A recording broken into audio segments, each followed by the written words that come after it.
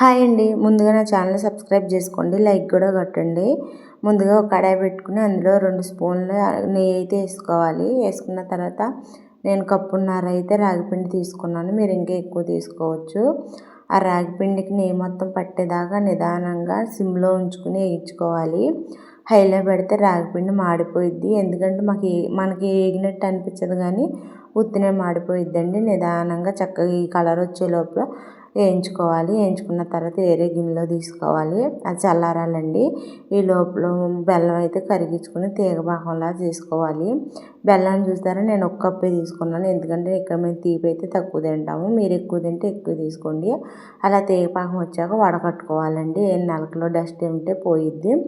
ఆ బెల్లం మొత్తం దానికి పట్టేటట్టు వేయాలి, కలుపుకోవాలి. అంతేకాదు ఇక్కడ నేను పల్లీలు వేయించి పొట్టు తీసి బరగ్గా అయితే ఆడుకున్నాను, మిక్సీ అయితే పెట్టుకున్నాను. అవి కూడా ఇందులో వేసుకుని మొత్తం కలుపుకున్నానండి.